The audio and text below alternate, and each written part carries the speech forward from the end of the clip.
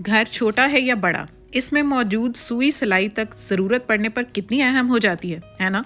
और अगर ऑर्गेनाइज करके प्रॉपर और डेडिकेटेड जगह पर नहीं रखी होगी तो वेस्टेज ऑफ टाइम, जहनी कोफ्त और बिखरा हुआ घर वो अलग।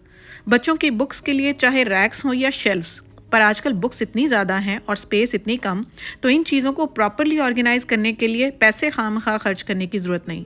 इस वीडियो को एंड तक देखें और रमज़ान आने वाला है, कुरान पाक और रिलेटेड बुक्स को भी प्रॉपर जगह दें। So without skipping let's dig into the video. अस्सलाम वालेकुम एवरीबॉडी एंड वेलकम बैक। हमारा makeup, jewellery, mobile accessories and other related stuff, इसको अगर घर की ड्रॉर्स और कैबिनेट्स में इस तरह से रैंडमली रख दिया जाए ना तो चीज़ें मिक्सअप होती हैं और ज़रूरत की चीज़ समटाइम्स सामने पड़ी हुई नज़र नहीं आती। Do you agree? तो उसके लिए ना सबसे पहले हम अपनी ड्रॉर को बिल्कुल एम्प्टी कर लेते हैं, क्योंकि जब तक चीज़ें हमारे सामने नहीं होंगी, हमारी ड्रॉर बिल्कुल क्लियर नहीं होगी, तब तक मैं आपको नहीं बता सकती कि इसको हम किस तरह से ऑर्गेनाइज़ करेंगे। इसको साफ़ करने के बाद अब मैं आपको बताती हूँ कि इसको ऑलरेडी मैं बता चुकी हूँ कि शेल्फ़ लाइनर ज़रूर यूज़ किया करें। कोई भी आपके पास न्यूज़पेपर है, कोई भी बटर पेपर है, कोई भी आपके पास एक्स्ट्रा मैट्स वगैरह पड़े हैं वो भी आप यूज़ कर सकते हैं। और घर में कितने फ़ोन्स आते हैं ना, तो उनके कवर्स इतने स्टडी होते हैं, मैं तो इनको बिल्कुल नहीं फेंकती, मैं तो जमा करती जाती हूँ और इनको मैं इतने ऑर्गेनाइज्ड वे में यूज़ करूँगी ना कि आप देखेंगे और आपको पता चलेगा कि चीज़ें कितनी छोटी छोटी होती हैं और घर में ही ये चीज़ें आती हैं। जैसे कार्डबोर्ड के कितने बॉक्सेस आते हैं ना, हम ऑनलाइन शॉपिंग करते हैं आजकल तो बहुत ही ये रैंडम आ रहे होते हैं, डिफरेंट साइजेस के होते हैं, तो इनको हम यूज़ करने वाले हैं। बस ये जो फ़ोन के होंगे ना कवर्स, इनके ऊपर के लिड में यूज़ कर लूँगी, क्योंकि जो नीचे के होते हैं उनके अंदर एक्सेसरीज पड़ी होती हैं तो वो समटाइम्स काम की भी होती हैं। तो ऊपर के लिड सारे मैं फारिग कर दूंगी। अब बच्चे बेशक नाराज़ हों, लेकिन मैं तो ये ऑर्गेनाइजेशन करके रहूँगी, क्योंकि मेरी चीज़ें इतनी मेकअप की बिखरी पड़ी थी ना। मैंने कहा मैं रमज़ान आने वाला है तो डी क्लटरिंग भी शुरू की हुई है और ऑर्गेनाइजेशन भी शुरू की हुई है। तो बस इसी सीरीज़ को स्टार्ट करते हुए आज मैं आपके साथ ये ऑर्गेनाइजेशन शेयर कर रही हूँ कि अपने ड्रॉर्स और कैबिनेट्स को आप किस तरह से अच्छे से ऑर्गेनाइज कर सकते हैं। तो बस ये जो कार्डबोर्ड के बॉक्सेस थे ना, इनको इनके साइज़ के अकॉर्डिंग और ड्रॉर की मेजरमेंट्स के अकॉर्डिंग इनको मैंने ले लिया। अब अगर इसी तरह से इनको मैं सेट कर दूंगी ना, ऐसे ही इनके साइजेस के अकॉर्डिंग जैसे भी ये सेट होते हैं, बस अपनी जगह ये बना लेंगे। देख लूँगी पहले ये किस तरह से सेट हो रहे हैं।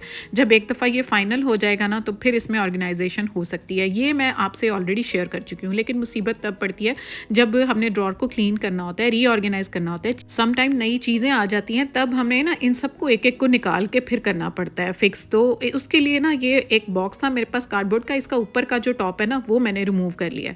वो क्यों? कि वो इसलिए कि वो मेरी ड्रॉर के अकॉर्डिंग था, साइज़ के अकॉर्डिंग थोड़ा सा फ़र्क था, मैंने उसको मैनेज कर लिया। तो उसके बाद ना जो डबल टेप होती है ना, नैनो टेप नहीं आपने लेनी, वो तो बिल्कुल चिपका देगी ना इनको। तो डबल टेप लेनी है, वो इतनी भी फिक्स नहीं करती कि ये बिल्कुल अलग ना हो सकें। तो जितनी ऑर्गेनाइजेशन थी ना, पहले मैंने एक दफ़ा इसको करके देख लिया कि ये साइज़ के अकॉर्डिंग किस तरह से ये डब्बे सेट होंगे सारे। फिर उनके पीछे ना, सबके पीछे मैंने इस तरह से टेप लगा दी। अब इसको क्या करूँगी कि इस टेप को रिमूव करके ना बिल्कुल इसी पैटर्न और इसी ग्रिड को फॉलो करते हुए ना, इसको मैं इसी के ऊपर इस जो शेल्फ के अंदर मैंने इसके साइज़ का कार्डबोर्ड का पीस काटा है ना, बस उसके ऊपर मैंने इसको इसी तरह से इसी पैटर्न को फॉलो करते हुए फिक्स कर देना है।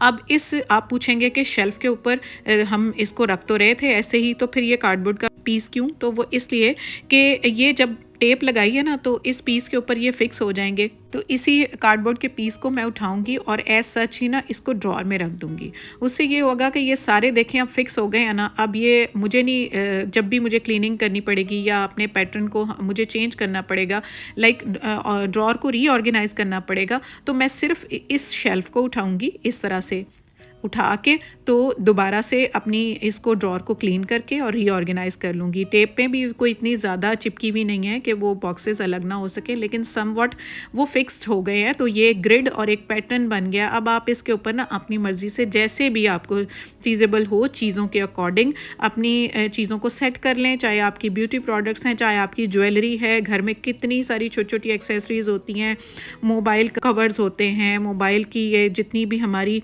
हैंड फ्रीज़ होती हैं, चार्जर्स होते हैं, घर के छोटे मोटे जितने भी हमारे रिमोट कंट्रोल्स होते हैं, सबको आप इस पैटर्न में फिक्स कर सकते हैं। चलें जी, ड्रॉर तो हमारी ज़बरदस्त हो गई सेट। अब ये जो बाकी का कार्डबोर्ड का बॉक्स पड़ा हुआ है ना, इसको बड़े अच्छे वे में मैं यूज़ करने वाली हूँ।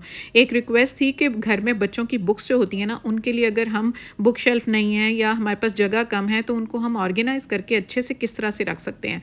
ये कार्डबोर्ड के बॉक्सेस बहुत स्टर्डी होते हैं। इसको सेंटर से आपने देखा है मैंने मार्क कर लिया, जहाँ जहाँ से मार्क किया बस उसी से ना कटर के हेल्प से ये 3 लेयर्ड था, मतलब कि ये बहुत मजबूत था, इसीलिए इसको इस पर्पज़ के लिए मैंने यूज़ करना मुनासिब समझा कि इतना स्टर्डी ये ऑर्गेनाइज़र बनेगा ना, आप आगे चल के देखेंगे कि कुरान पाक के लिए इतना ज़बरदस्त ये ऑर्गेनाइज़र है ना कि अगर हम घर में ही बना लें तो हमारे सूरतें होती हैं, कुरान पाक होता है, बुखारी शरीफ होती है, बहुत सारी हमारी रिलीजियस बुक्स होती हैं जिनको समटाइम्स जगह चाहिए होती है, तो हम इस ऑर्गेनाइज़र में बड़े अच्छे से रख सकते हैं। अब इसकी हाफ में कटिंग करके बस इसको वर्टिकली रख के ना, मैंने आपको बताया कि आप चाहें तो इस तरह से वर्टिकली अपनी बुक्स को प्लेस कर सकते हैं, इसको कवर कर लें, लेकिन कवर मैं बाद में करूँगी, इसको मैं और वे में आपको बताना चाह रही हूँ। बस आपको एक आइडिया दिया कि अगर आप इसको इस तरह से सिंपली कट करके वर्टिकली रख लेते हैं ना, तो आपकी बुक्स जो हैं बहुत अच्छे से सेग्रीगेटेड फॉर्म में रखी जा सकती हैं, पिक करना भी ईजी होगा। लेकिन असल में मैं आपको जो बताने लगी हूँ ना, वो ये है कि इसी हाफ कट बॉक्स को ना इस तरह से आप देखते जाएँ, स्लांटिंग पोजीशन में मैंने काट लिया साइडों से और नीचे मार्जिन से 2 इंच मैंने छोड़ दिया है। ये देखें, दूसरी साइड से भी काट के तो बस 2 इंच इस साइड से मैंने मार्क कर लिया है। तो बस जिस जगह पे मैंने मार्क किया फ्रंट पर भी उसी को मिलाते हुए ना सारे तरफ मैंने उसको ज्वाइन कर लिया है। जहाँ से मैंने इसको मार्क किया है वहीं से मैंने इसको बस कटिंग कर लेनी है कटर की हेल्प से। कैंची की ज़रूरत नहीं पड़ेगी, कटर बहुत एफिशिएंटली इसको कट कर देगा। तो ये देखें, अब ये हमारा एक ऑर्गेनाइज़र की शक्ल आ गई है। इसके मार्जिन्स को थोड़ा हम स्मूथ कर लेंगे क्योंकि ये डबल है ना लेयर किया हुआ, तो ये जो हमारी मास्किंग टेप होती है ना, इसको हम यूज़ करते हुए ना इसके मार्जिन्स को थोड़ा सा स्मूथ कर लेंगे क्योंकि हमने organisers for the time being नहीं बनाने होते, ये काफ़ी टाइम तक चलते हैं। लाइक जिस तरह से मैं आपको बता रही हूँ, आप इसको अच्छे से ऐसे ही बनाएंगे ना तो बिलीव मी आपको ये साल 1.5 साल तो बहुत अच्छे से आप कैरी कर सकते हैं। डिपेंड करता है आप इसकी यूजेज कितनी ज़बरदस्त करते हैं। तो जी यहाँ मैंने मास्किंग टेप की हेल्प से ना चारों कोने इसके एकदम से स्मूथ कर लिए हैं। अब मैं इसको कैसे कवर करूँगी, मोस्टली आपने देखा होगा कि इस तरह के ना जो $1 शॉप से मिलते हैं ना वॉल पेपर्स की कटिंग्स बहुत अच्छी रह जाती हैं। आपको किसी किस्म के कोई स्टिकी सॉल्यूशन की, गम की कोई ज़रूरत नहीं पड़ती। बस आप इसको अच्छे से फिक्स कर दें इसके ऊपर तो आपका काम 1 मिनट में हो जाता है। और ये वाटर प्रूफ होते हैं, बहुत ज़बरदस्त इनका मटीरियल होता है।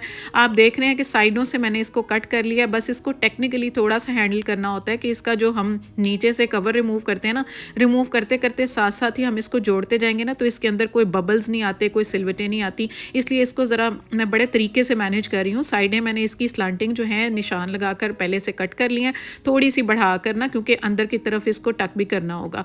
तो बस यहाँ से मैंने शुरू किया फ्रंट से और इसको नीचे से ना इसका कवर जो है साथ साथ स्मूथ करते हुए ना सरफेस को नीचे से मैं रिमूव करती जाऊँगी और साथ साथ हाथ से ना प्लेन सरफेस को स्मूथ करती जाऊँगी ताकि कोई बीच में बबल्स ना बने, कोई सिलवटें ना बने।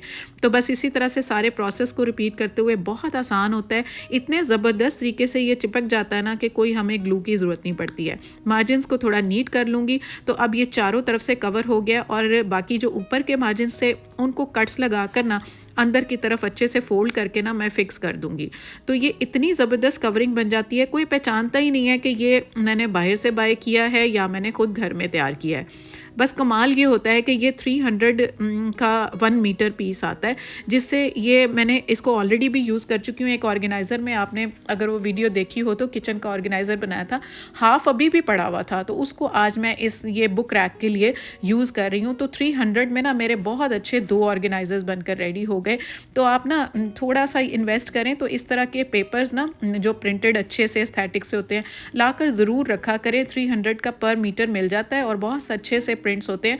तो ये हमारी ऑर्गेनाइजेशन में हमारे बहुत हेल्प आउट कर रहे होते हैं। तो कार्डबोर्ड के पीस को अगर इनके ऊपर मैं इस तरह से कवर कर दूंगी ना तो कोई पहचानता ही नहीं है कि इसके अंदर क्या था। तो देखें कितना अच्छा खासा स्टडी बॉक्स बन गया है।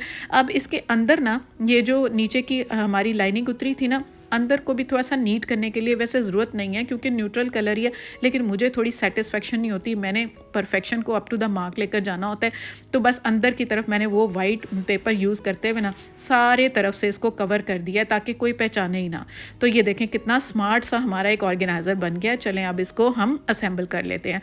घर में कहीं पे भी आपने जहाँ पे भी आपको सूट करे, बुक शेल्फ के ऊपर या घर में कोई भी रैक है उसके ऊपर रख कर, तो आप बुक्स को सबसे पहले इस तरह भी रख सकते हैं।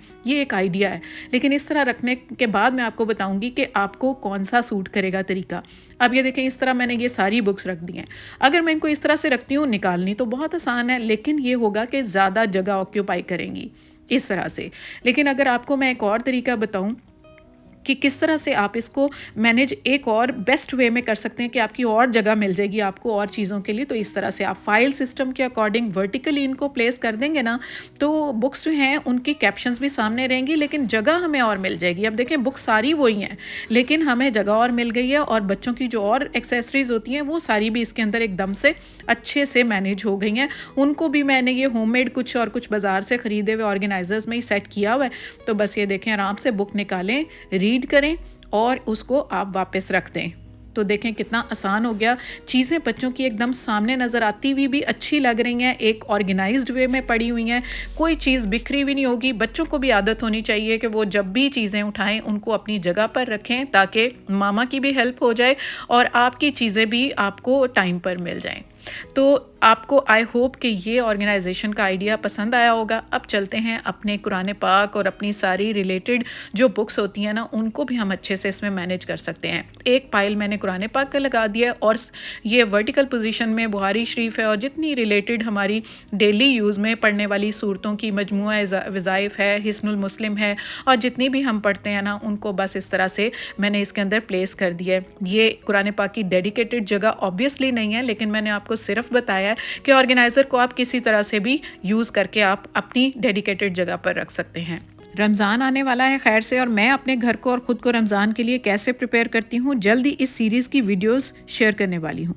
मिसबा महबूब from Gojra, thank you so much for your love and support. So this was all about today's video.